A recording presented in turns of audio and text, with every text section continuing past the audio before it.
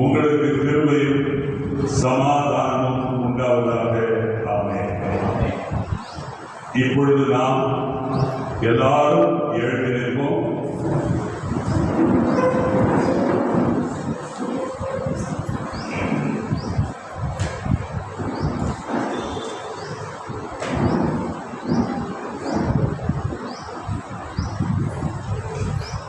இன்றைய செய்திக்கு ஆதாரமாக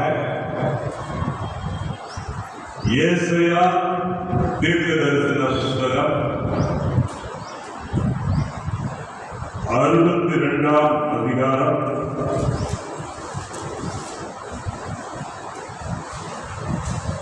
1 முதல் 5 வசனங்களை நாம் சேர்ந்து வாசிப்போம். The book of Prophet Isaiah, chapter 62, verses 1 to 5. ஏசாயா 62 1 முதல் 5 வரை. சீயோனின் நிமித்தமும் எருசலேமின் நிமித்தமும் நான் மௌனமாய் இராமலும் அதன் நீதி பிரகாசத்தை போலவும் அதன் ரட்சிப்பு எரிகிற தீவெட்டியை போலவும் வெளிப்படும் மட்டும் அமராமல் இருப்பேன். ஜாதிகள் உன் நீதியையும் சகல ராஜாக்களும் உன் மகிமையையும் காண்பார்கள். கர்த்தருடைய வாய் சொல்லும் புது நாமத்தால் நீ அழைக்கப்படுவாய். நீ கர்த்தருடைய கையில் அலங்காரமான கிரீடமும் உன் தேவனுடைய கரத்தில் ராஜ முடிவாயிருப்பார். நீ இனி கைவிடப்பட்டவள் எனப்படாமலும் உன் தேசம் இனி வாழாத தேசம் எனப்படாமலும் நீ எப்சிபா என்றும் உன் தேசம் யூதா என்றும் சொல்லப்படும்.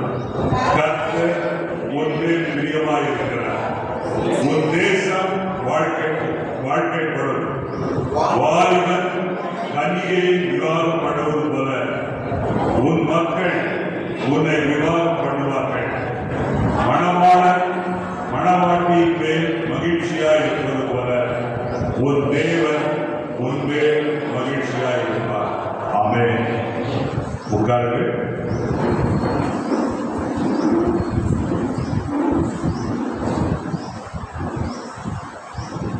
இப்பொழுது ஏசாயா 62 2ஆம் வசனத்தை யாராவது ஒருவர் வாசியுங்கள்.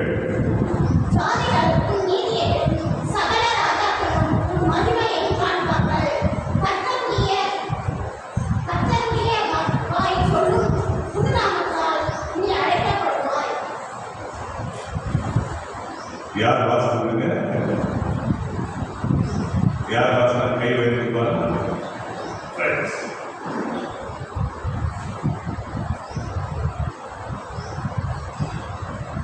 ஜாதிகள் உன் நீதியையும் சகல ராஜாக்களும் உன் மகிமையையும் காண்பார்கள்.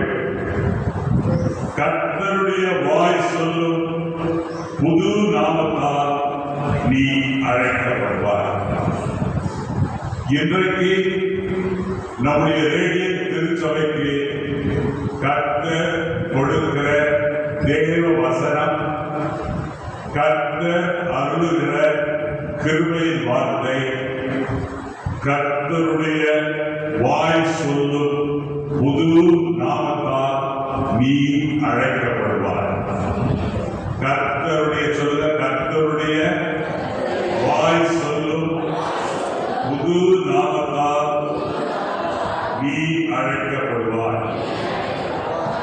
கர்த்தருக்குள் அருமையானவர்களே, நம் எல்லாருக்கும் பெயர்கள் உண்டு. பெயர் சொல்லிதான் பெரும்பாலானவர்கள் அழைக்கிறார்கள். நான் வெளிநாட்டில் வேலை செய்து கொண்டிருந்த பொழுது என்னை காட்டிலும் வயதிலே சிறியவர்களாக இருந்தாலும் அவர்கள் என்னுடைய பெயர் சொல்லிதான் என்னை அழைப்பார். ஆகவே உலகத்தில் பிறந்திருக்கிற எல்லா மனிதர்களுக்கும் பெயர் என்பது மிக முக்கியமானது. பெயர் என்பது விவர துணுக்கு மாத்திரமல்ல, இந்த பெயர் ஒரு அடையாளத்தை சுமக்கிறது, தனித்துவத்தை சுமக்கிறது. தேவன் உன் எதிர்காலத்தை, அடையாளத்தை, நோக்கத்தை, மகிமையின் ஆதரவை, தெய்வீக ஒதுக்கீட்டை பிரதிபலிக்கக்கூடிய ஒரு புதிய பெயரை இன்றைக்கு உனக்கு சூட்ட அவர் விரும்புகிறார். அல்லேலூயா. ஒரு பெயர் சாதாரண பெயர் அல்ல.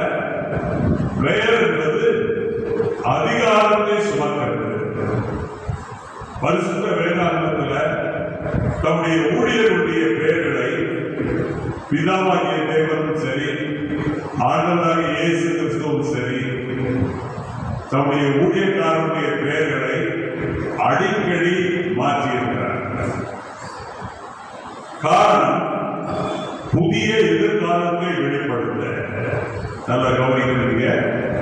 காரணம், புதிய எதிர்காலத்தை வெளிப்படுத்த, புதிய அழைப்பை வெளிப்படுத்த, வாழ்க்கையில ஒரு புதிய பருவ காலத்தை வெளிப்படுத்த தேவன் புதிய பெயர்களை சூட்டி பழைய பெயர்களை விலக்கினார். உதாரணத்துக்கு சொல்லப்போனா, ஆபிரகாம் என்கிற தேவ மனிதனுக்கு கர்த்தர் ஆபிரகாம் என்கிற பெயரை சூட்டினார். சாராய் என்கிற ஆபிரகாமுடைய மனைவிக்கு சாராய் என்று பெயர் சூட்டினார். யாக்கோபு என்கிற மகனுக்கு தேவன் வெளியே என்கிற இடத்தில் அவன் சந்தித்து அவருடைய பெயரை இஸ்ரவேல் என்று மாற்றினார். கர்த்தருடைய இன்றைக்கு நமக்கு கர்த்தர் புதிய பெயரை சூட்ட விரும்புகிறார். அல்லேலூயா. ஆண்டவர் சொல்றாரு, கர்த்தருடைய வாய் சொல்லும் புது நாமத்தினால இந்த ஏப்ரல் 12ஆம் தேதி முதல் நீ அழைக்கப்படுவார். அல்லேலூயா. அல்லேலூயா. ஆமென். ஆண்டவர் உனக்கு புதிய பெயரை சூட்டுவதன் மூலமாக ஒரு புதிய உருமாற்றத்தை உன்னில் உண்டாக்க ஆண்டவர் சித்தமுள்ளவராய் இருக்கிறார். அல்லேலூயா. அல்லேலூயா. இன்றைக்கு அநேக விசுவாசிகள் பழைய விவர துணிக்கையின் கீழ் வாழ்கிறவர்களாக இருக்கிறார். அதாவது பழைய பெயர்களின் கீழே இன்றைக்கு அநேக விசுவாசிகள் அதே எதிர்மறையான உணர்வுள்ளவர்களாக, கடந்த கால தோல்விகளில் வாரம் உள்ளவர்களாக, அதே பழைய பெயரோடு இன்னும் தொடர்ந்து வாழ்க்கை நடத்தி கொண்டே இருக்கிறார்கள். ஆனால் தேவன் ஒவ்வொரு பிள்ளைக்கும் அவருடைய நோக்கங்களை, வல்லமையை, ஆசீர்வாதங்களாய் திகழ்கின்ற ஒன்றை கொடுக்க விரும்புகிறார். இன்றைக்கு ஆண்டவர் நமக்கு அவருடைய நோக்கங்களை, வல்லமைகளை, ஆசீர்வாதங்களை நமக்கு கொடுக்க விரும்புகிறார். ஏனென்றால் ஒரு புதிய பெயர் என்ன செய்யும்? கர்த்தருடைய வாய் சொல்லுகிற புதிய பெயர் என்ன செய்யும் என்று கேட்டால், ஒரு தெய்வீக மேம்பாட்டை ஒரு ஆவிக்குரிய அடையாளத்தை உனக்கு தரும். தெய்வீக மேம்பாட்டை, ஆவிக்குரிய அடையாளத்தை இன்றைக்கு உனக்கு தரக்கூடிய ஒரு புதிய நாமத்தினால இன்று முதல் நீ அழைக்கப்படுவார். அல்லேலூயா. இப்ப நீங்க கேட்கலாம், பாஸ்டர் எனக்கு ஒரு புதிய பெயரை கர்த்தருடைய வாய் சொல்ல போதும். அந்த புதிய பெயருடைய முக்கியத்துவம் என்ன? What is the importance of this new name?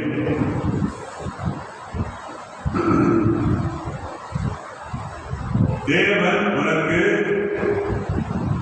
வேறொரு பெயரை சூட்டுவது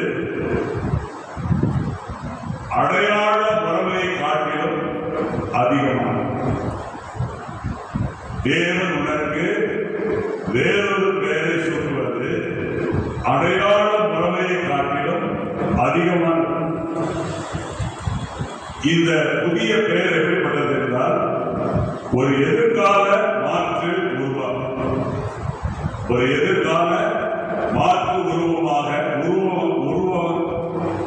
உருவகமாக இந்த புதிய பெயர் காணப்படுகிறது. இந்த புதிய பெயர் உனக்கு சூட்டப்படும் பொழுது உன்னுடைய அடையாளம் மாறுகிறது. நீ சமுதாயத்தில் தனித்துவம் உள்ளவனாய் மாறுகிறாய். ஆதியாகமம் 17ஆம் அதிகாரம் 5ஆம் வசனத்தை வாசியுங்கள். ஆதியாகமம் 17:5.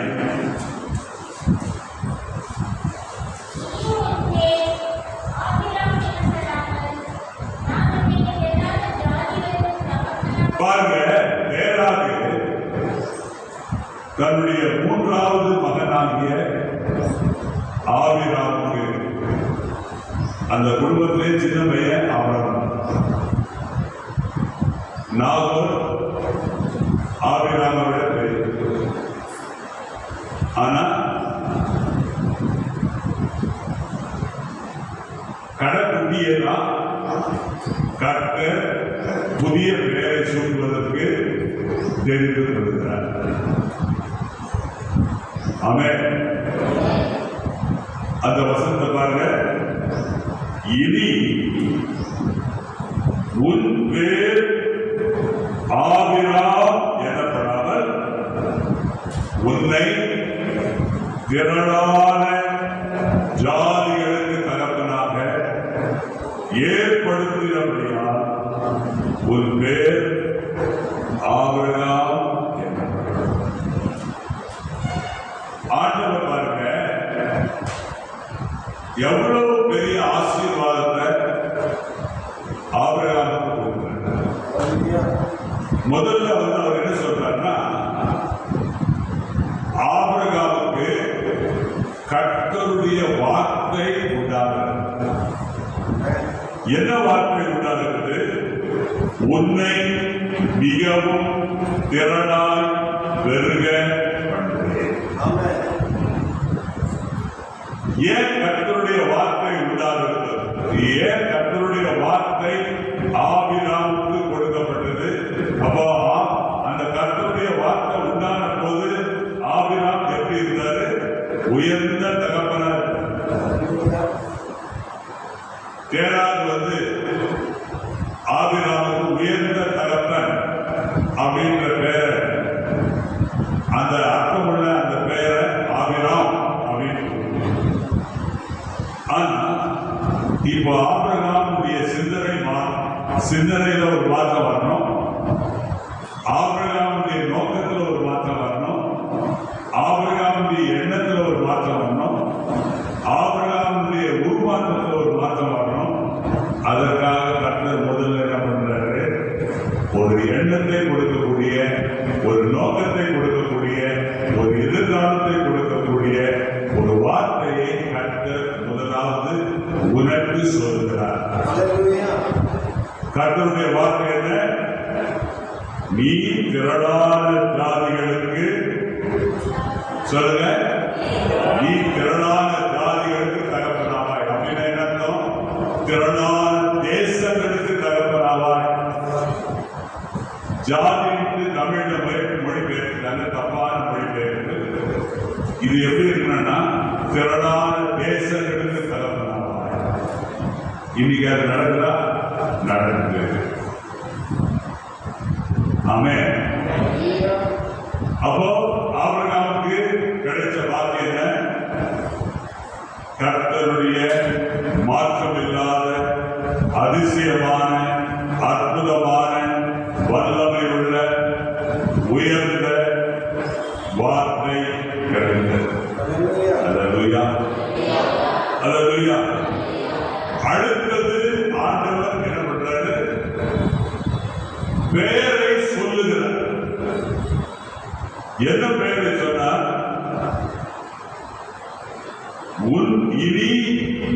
உன் பெயர் ஆவிரா எனப்படாமல்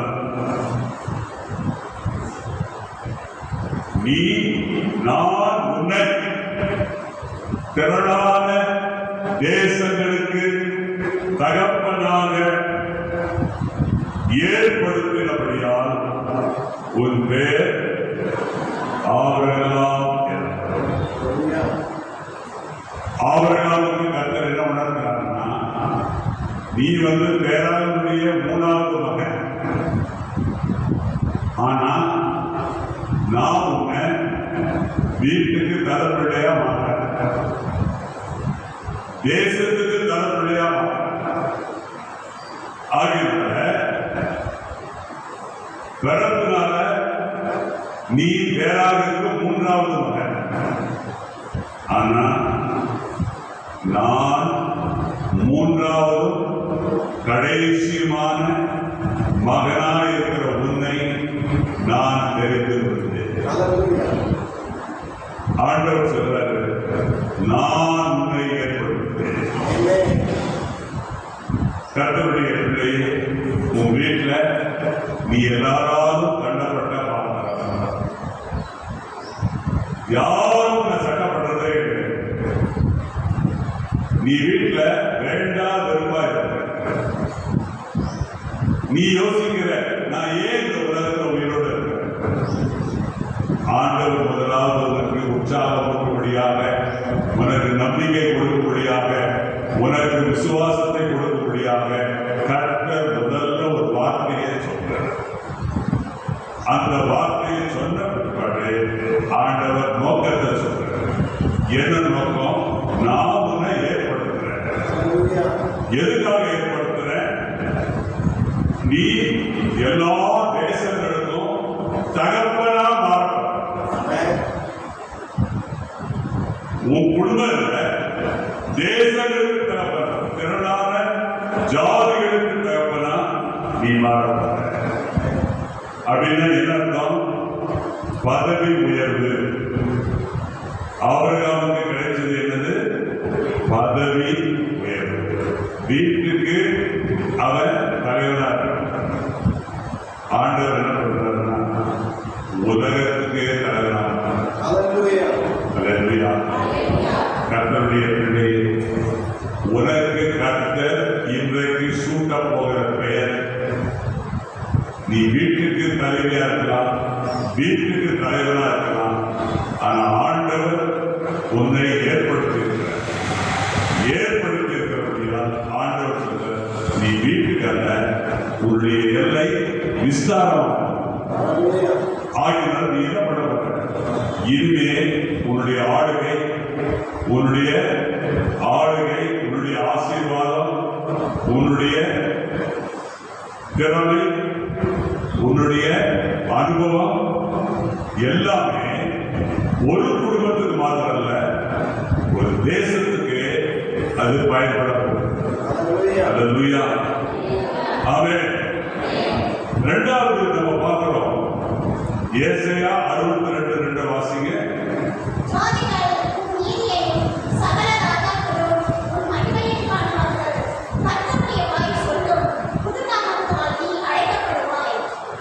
ஆண்டவர் சொல்றாரு, ஆதரவற்ற உன்னை, ஆதரவே இல்லாத உன்னை உன்னை தேடி தேவனுடைய ஆதரவு வருகிறது. உன்னுடைய புதிய பெயர் இன்றைக்கு உனக்கு சுட்டி காண்பிப்பது என்னவென்றால், தேவன் உன்னை யார் அங்கீகரித்தாலும் யார் அங்கீகரிக்காவிட்டாலும், யார் உனக்கு ஒப்புதல் தந்தாலும் யார் உனக்கு ஒப்புதல் தராவிட்டாலும், அவருடைய நோக்கங்களுக்காக அவருடைய ஆசீர்வாதத்துக்காக நீ உன்னுடைய குடும்பத்திலிருந்து பிரித்து வைக்கப்பட்டிருக்கிறார். அல்லேலூயா, அல்லேலூயா. ஆண்டவனை தனியா பிரிச்சுட்ட. ஏன்னா நீ விசேஷித்தவன், நீ சாதாரண ஆள் இல்ல. ஜனங்க உன் முகத்தை பார்க்கிறாங்க, கர்த்தர் உன் இருதயத்தை பார்க்கிறார். அல்லேலூயா. அது மாத்திரமல்ல, ஏன் உனக்கு கர்த்தர் ஒரு புதிய பெயரை சொல்றாருன்னா, அந்த பெயர்ல என்ன இருக்குதுன்னு கேட்டீங்கன்னா அதிகாரம் இருக்குது. அல்லேலூயா. வாசிங்க வெளிப்படுத்தின விசேஷம் 21ஆம் அதிகாரம் 17ஆம் வசனம். மன்னிக்கிறோம், வெளிப்படுத்தின விசேஷம் 2ஆம் அதிகாரம் 17ஆம் வசனம்.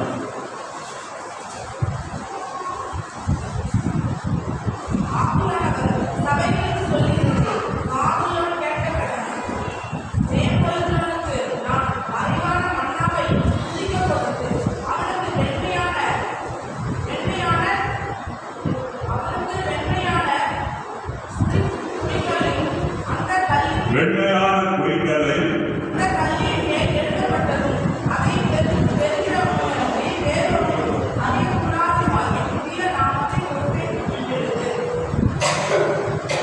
பாருங்க. தேவன் இந்த வசனத்திலிருந்து நமக்கு கிடைக்கிற செய்தி என்னன்னா, தேவனால் கொடுக்கப்பட்டுள்ள பெயர்கள் வாழ்க்கையிலும் தலைவிதியிலும் தெய்வீக அதிகாரத்தை கட்டவிழ்கிறது. வாழ்க்கையிலும் உன்னுடைய தலைவிதியிலும் தெய்வீக அதிகாரத்தை கட்டவிழ்கிறது. ஆண்டவர் என்ன சொல்றாருன்னா, ஆண்டவர் என்ன சொல்றாருன்னா,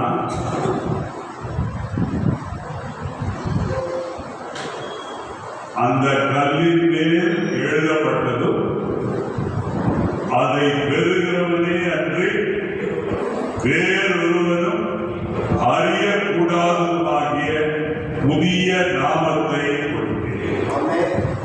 அல்லேலூயா. ஒரு அல்லேலூயா சொல்லுவாரா? அல்லேலூயா. இப்ப வாசிங்க ஏசாயா 43:19 வாசிங்க. ஏசாயா 43:19.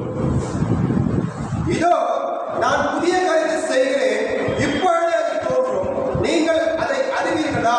நான் வனாந்திரத்திலே வழி, அவாந்திர வெளியிலே ஆறுகளை உண்டாக்குவேன். கர்த்தருக்குள் அருமையானவர்களே,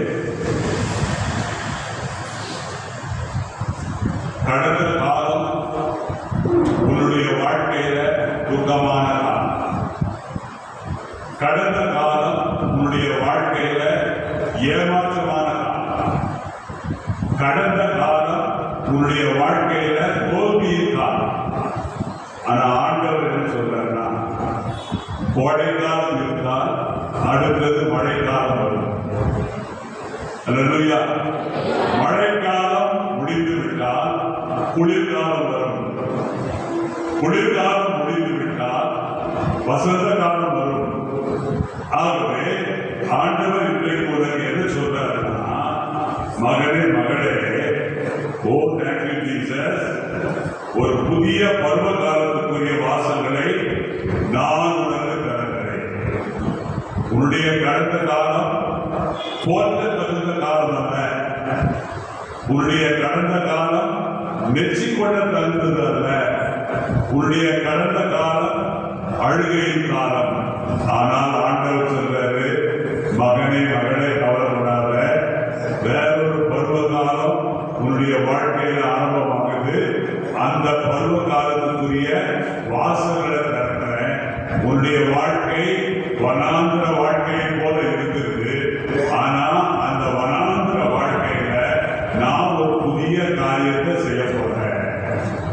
அல்லேலூயா. அந்த புதிய காரியத்தை வழியையும் அவாந்திர வழியில ஆறுகளையும் உண்டாக்குவேன். ஆண்டவர் வனாந்திரம் போல இருக்கிறவருடைய வாழ்க்கையில வழியை உண்டாக்குகிறார். அந்த வழி என்ன வழி? உன்னை ஆதரிக்கிற வழி, உன்னை காப்பாற்றுகிற வழி, உன்னை பலப்படுத்துகிற வழி, உன்னை நடத்துகிற வழி. ஆறுகள் எப்படிப்பட்ட ஆறுகள்? வற்றாத ஆறுகள். அந்த ஆறுகள் எப்பொழுதும் உன் தாகத்தை தீர்க்கும். அந்த ஆறுதான் பரிசுத்த ஆவியானவர். அல்லேலூயா. ஆமென். அது மாத்திரமல்ல, கர்த்தருடைய பிள்ளையே, இந்த சத்தியங்களை எல்லாம் நீ கேட்ட பிற்பாடு ஒரு 4 சத்தியத்தை நீ கேட்டிருக்க. இந்த சத்தியத்தை கேட்ட பிற்பாடு உனக்கு ஒரு ஆசை வந்துச்சு. என்ன ஆசை? எனக்கு பழைய பெயர் வேண்டாம். எனக்கு கர்த்தருடைய வாய் சொல்லக்கூடிய புதிய பெயர் எனக்கு சூட்டப்பட வேண்டும். ஆகவே அந்த புதிய பெயரை நான் பெற்றுக்கொள்ளக்கூடிய செயல்முறை என்ன? கர்த்தருடைய செயல்முறை எளிமையானது, சுலபமானது, பெற்றுக்கொள்ளக்கூடியது. அது என்ன முறை? அது என்ன செயல்முறை? உடன்படிக்கையின் உறவின் மூலமாக நீ இந்த புதிய பெயரை இன்றைக்கே பெற்றுக்கொள்ளலாம். யோவான் 1ஆம் அதிகாரம் 12-13 வாசிங்க.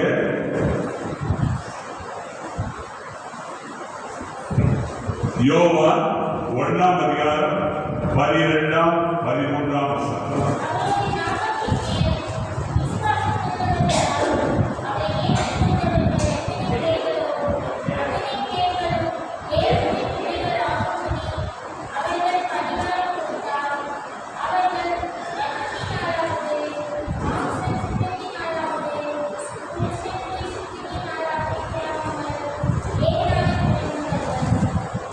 பாருங்க, ஆண்டவர் எது சொல்றாருன்னா,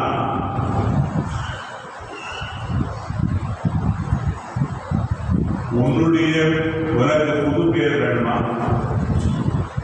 உனக்கு புதிய பெயர் வேணும்னா முதல்ல என் பெயரின் மேல் விசுவாசம் வேண்டும்.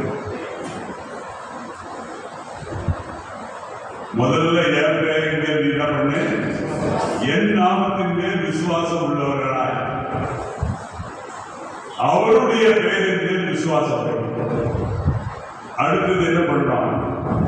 யார் மேல நீ விசுவாசம் வச்சியோ அவரை ஏற்று. என் நாமத்தின் மேல் விசுவாசம் உள்ளவர்களாய் அவரை ஏற்றுக்கொண்டவர்களுக்கு ஆண்டவர் ஒரு புதிய உறவு. என்ன உறவு? பிள்ளை. ஆண்டவருக்கு புதிய பெயரை சூட்டுவதனுடைய முதல் நோக்கம் உறவு.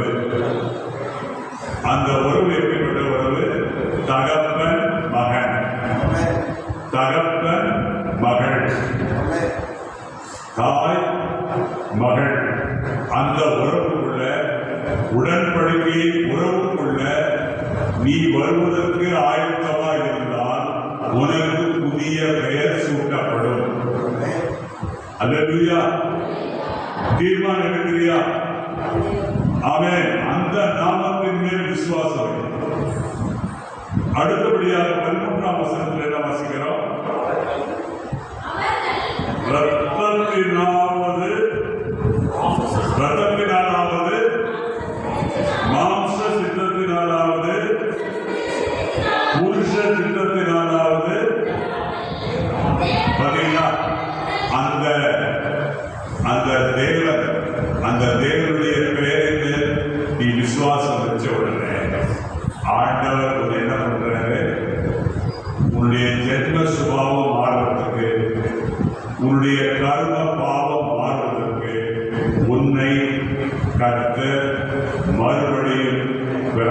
பண்ணுகிறார். அல்லேலூயா, அல்லேலூயா. அப்போ முதல்ல நீ என்ன பண்ணணும்? ஒரு உறவு கூட. இரண்டாவது என்ன பண்ணணும்? மறுபடியும் உறவுக்குள்ள வந்த பிற்பாடு, மறுபடியும் பிறந்த பிற்பாடு ஆண்டவர் சொல்வாரு, இனிமேல் நீ சீமோன் எனப்படாமல் பேதுரு எனப்படுவார். அல்லேலூயா. நீ இனிமே சீமோன் எனப்படாமல் பேதுரு எனப்படுவார். ஆகவே கர்த்தருடைய பிள்ளையே, நீ உறவுக்குள்ள வளர்றதுக்கு ஆசையா இருக்கிறியா? நிச்சயமா உனக்கு புதிய பெயர் உண்டு. நீ மறுபடியும் கலக்கிறதுக்கு ஆவலுள்ளதா இருக்கிறியா? பழையகள் எல்லாம் ஒழிக்கும், புதிய பிறப்பு வரட்டும், ஜென்மஸ்பாவம் மாறட்டும், கர்மபாவம் ஒழியட்டும், புதுசா பெற, மாம்சத்தினால ரத்தத்தினால பிறக்காம ஆவியினால பெற கலந்துட்டீங்கன்னா கர்த்தர் உனக்கு இப்பொழுதே புதிய பெயரை சூட்டுவார். அல்லேலூயா, ஆமென், ஆமென். இப்போ வாசிங்க ஏசாயா 62:2.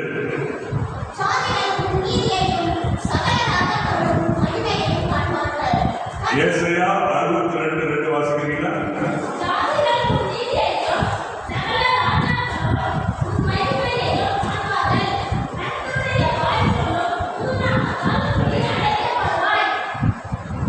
பாருங்க,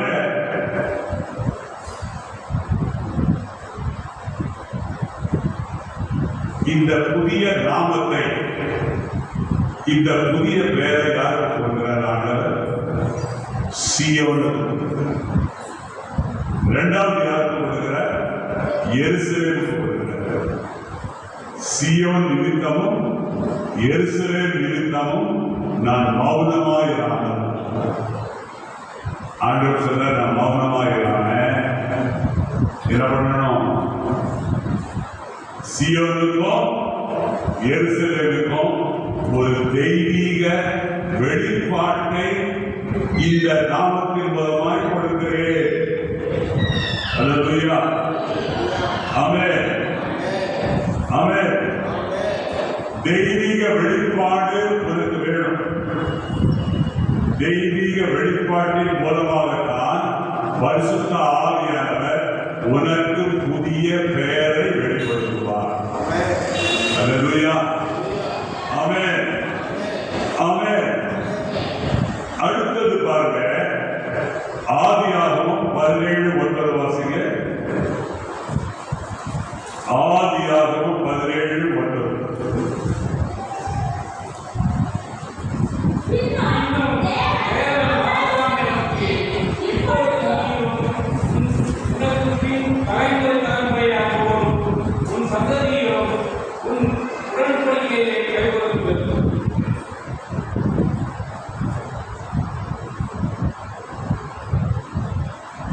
ஆண்டவர் சொல்றாரு, ஆபிரகாமிலிருந்து ஆபிரகாமின் பெயர் மாற்றியாச்சு.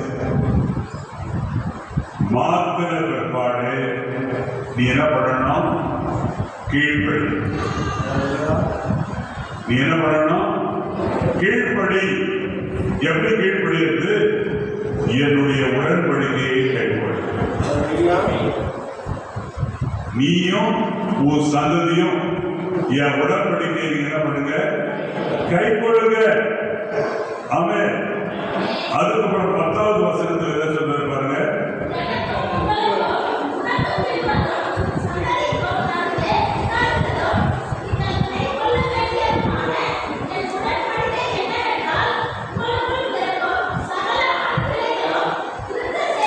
உனக்கு பிறக்கக்கூடிய சகல ஆண் பிள்ளைகளுக்கும் நீ என்ன பண்ணணும்? விருத்த சேதனம் பண்ணணும். அப்படின்னு என்ன அர்த்தம்? உண்மை உள்ளவனா இருக்கு. எப்படி உள்ளவனாரு? கீழ்ப்படி, உடன்படிக்கைக்கு கீழ்ப்படி. நான் உன்னோடு உடன்படிக்கை செய்திருக்கிறேன்றதுக்கு ஆதாரம்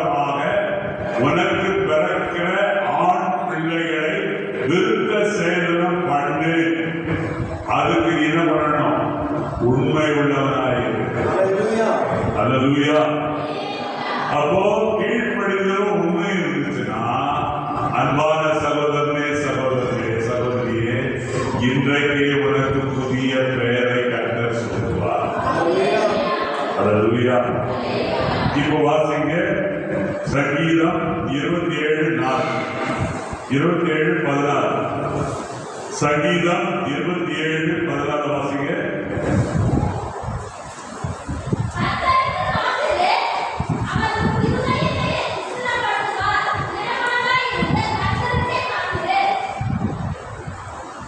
கர்த்தருக்கு நம்ம என்ன பண்ணணுமா? காத்திருக்கணும். ஆமென். நீ கேட்கிற, நானும் காத்திருக்கிறேன். 1 வருஷம் ஆச்சு, 2 வருஷம் ஆச்சு, 3 வருஷம் ஆச்சு, 4 வருஷம் ஆச்சு, காத்திருக்கே இருக்கிறேன். ஏன் ஒன்றும் நடக்கல? கர்த்தருடைய பிள்ளையே, ஒன்றும் நடக்கலன்னு உனக்கு தெரியல. நீ சொல்ற ஒன்றும் நடக்கல, ஆனா ஆண்டவர் என்ன பண்றாரு? உன்னுடைய இருதயத்தை கர்த்தர் ஸ்திரப்படுத்துகிறார். ஆண்டவருடைய இருதயத்தை என்ன பண்றாரு? ஸ்திரப்படுத்துகிறார். ஏன் ஸ்திரப்படுத்துகிறாரு? உனக்கு என்ன வேணும்? இடம் மனது வேணும். உனக்கு என்ன வேணும்? இடம் மனது வேணும். இடம் மனது வேணும்னா நீ என்ன பண்ணணும்? கர்த்தருக்கு என்ன பண்ணணும்? காத்திருக்கணும். அல்லேலூயா. ஆமென். இப்ப நீங்க கேட்கலாம், காத்திருப்பதுல 2 காரியம் அடங்கியிருக்கு. கர்த்தருக்கு நீ காத்திருக்கும் போது அதுல 2 காரியம் இருக்கு. ஒண்ணு என்ன தெரியுங்களா? பொறுமை. ஒண்ணு என்ன? பொறுமை. பொறுத்தவர் பூமி ஆழ்வார். அதுல பொறுமை வேணும். 2வது என்ன வேணும்னா, காத்திருக்கிறதுல விசுவாசம். காத்திருக்க விசுவாசம் கூடும். இந்த பொறுமையும் இந்த விசுவாசமும் 2 சேர்ந்துதான் அல்லேலூயா உனக்கு வேற பெயரை கர்த்தர் சூட்டுகிற அந்த பணியை முற்று பெற செய்யக்கூடியது இந்த பொறுமையும் இந்த விசுவாசம். அல்லேலூயா. அல்லேலூயா. இப்ப நீ கேட்கலாம், காத்திருப்பது என்றால் என்ன? காத்திருப்பது என்றால் ஒரு இடத்துல போய் உட்கார்ந்துக்கிட்டு அதே சாமியார் மாதிரி கை கட்டி அப்படி மேல காக்கா போதா, அதுக்கப்புறம் எதுக்கா நாய்க்கு எதிராக போதா, புலி சிறுத்தை எதிராக போதான்னு பார்க்கறது. காத்திருக்கிறது என்னன்னா ஜெபம் பண்ணு. அல்லேலூயா. அல்லேலூயா. ஆமென். ஆமென். ஆமென். கர்த்தருடைய பிள்ளையே, நான் அநேக காரியங்கள் உங்களுக்கு சொல்லப்படும். ஆனா நமக்கு இருக்கிற நேரம் குறையாததால ஒரு 2 காரியத்தை மாத்திரம் சொல்லி நான் முடிக்கிறது. முதலாவது பாருங்க, நல்லா கவனிங்க. உங்களுக்கு இருக்கிற பழைய பெயர் இருப்பாங்க. உங்களுக்கு இருக்கிற பழைய பெயர் இருப்பாங்க. அந்த பெயர் உங்க வாழ்க்கையில உங்களுக்கு என்ன கொடுக்கலன்னா அஸ்திபாரம். என்ன கொடுக்கல? அஸ்திபாரம் இல்லாத பெயர் தான் பழைய பெயர்.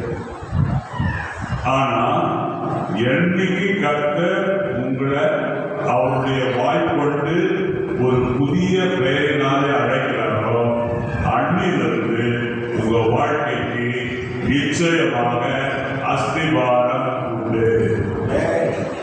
யோவான் 1:42 வாசிங்க. யோவான் 1:42.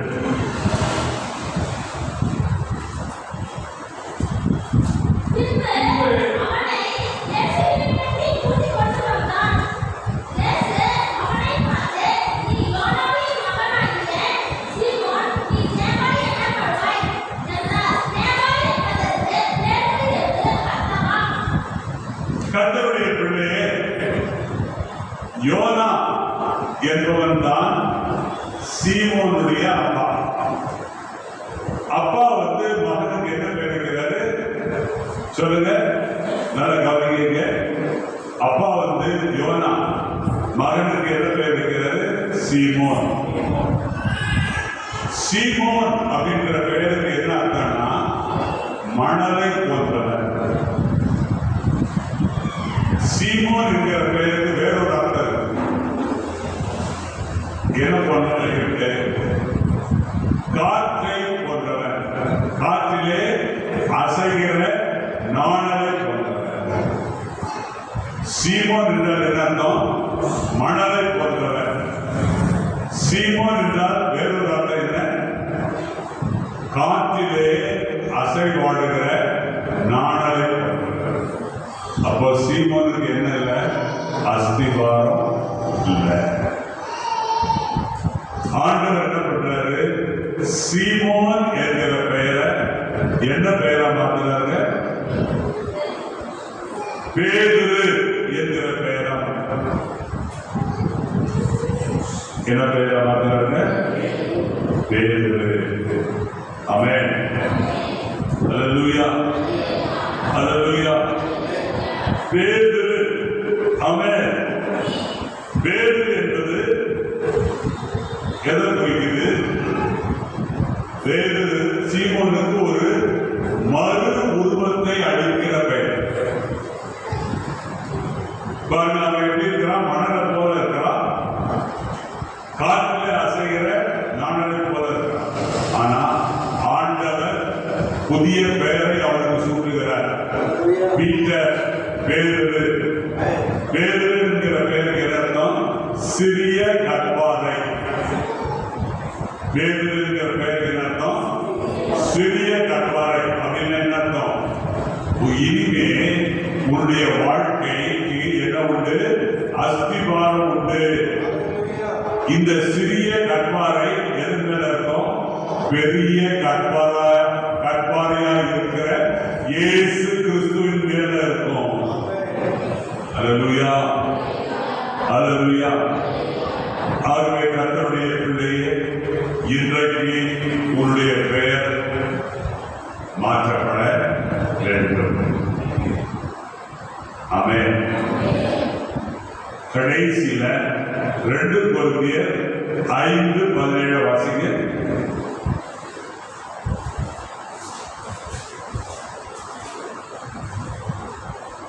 2 கொரிந்தியர் 5:17.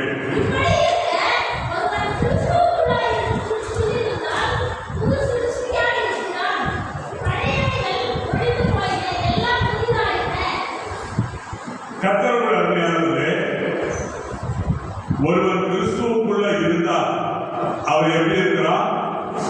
புதிய சிருஷ்டியாக இருக்கிறார். பழையவைகளெல்லாம் கொஞ்சம் வாய்ப்பு சொல்லுங்க. பழையவைகளெல்லாம் ஒழிந்து போயிட. பழையவைகளெல்லாம் ஒழிந்து போயிட என்ன அர்த்தம்? முன்ன நீ எப்படி இருக்கிற? முன்ன பயங்கர எரிச்சல். முன்ன எப்படி இருந்த? புலி மாதிரி. புலி பார்த்துறீங்களா?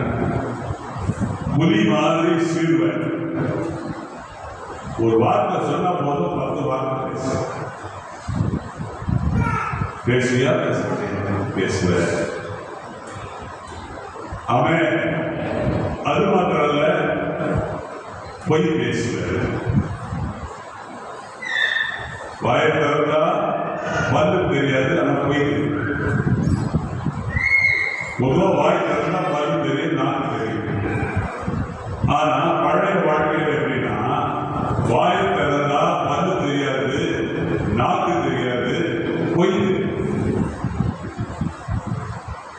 பொய்ய சொல்லி சாதிக்கிற ஜனங்க இந்த உலகத்துல இருக்கிறாங்க. ஆண்டவர் சொல்றாரு, ஒருவன் கிறிஸ்துவுக்குள்ள இருந்தா அவன் எப்படி இருக்கிறான்?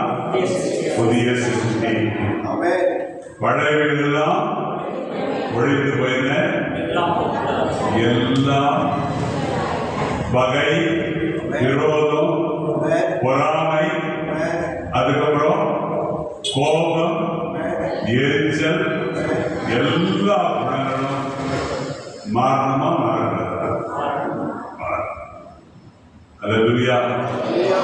ஆமென். அப்போ உனக்கு வைக்கப்படுகிற புதிய பெயர் உன்னுடைய பழைய குணத்தை மாற்றி உனக்கு புதிய குணத்தை கொண்டு வருகிறது. அல்லேலூயா. கர்த்தருடைய பிள்ளையே, கர்த்தருடைய வாய் சொல்லுகிற புதிய பெயரினால நீ அழைக்கப்பட விரும்புகிறாயா? நாம் எல்லாரும் எழுந்திருப்போமா?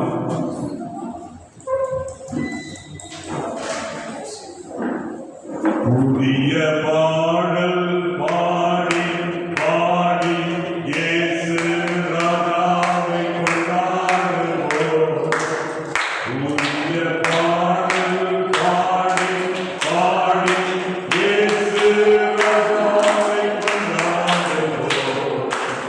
புதிய பாடல் பாடி பாடி இயேசு ராஜாவை கொண்டாடுவோம். புகழ்ந்து பாடல் பாடி பாடி இயேசு ராஜா கொண்டாடுவோம். கூப்பிட்டு பதில் வந்தது, குறைவெல்லாம் நிறைவானது. கூப்பிட்டு பதில் வந்தது, குறைவெல்லாம் நிறைவானது.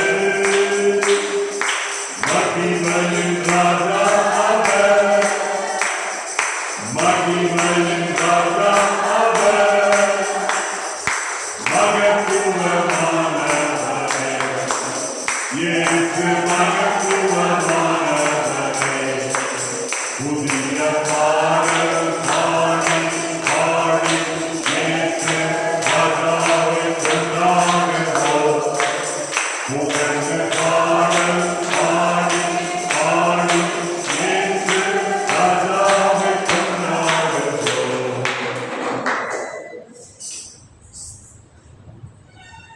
எல்லாரும் கண்டுபிடிங்க.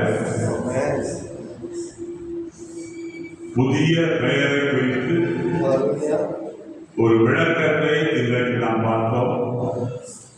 இந்த வேத சத்தியங்கள் உங்களுக்கு நம்பிக்கையை கொடுத்திருக்கோம். உங்களுடைய எண்ணத்துல, நோக்கத்துல, வாஞ்சையில, விருப்பத்துல ஒரு மாற்றத்தை கொண்டு வந்திருக்கோம். கர்த்தர் உங்க எல்லாருக்கும் புதிய பெயரை சூட்ட இருப்பதனால நாம் எல்லாரும் கைகளை உயர்த்தி கர்த்தரை சோதரிப்போமா? அல்லேலூயா. அல்லேலூயா. ஆமென். ஆமென். இப்பொழுது நம்முடைய பாடல் புஸ்தகத்தில்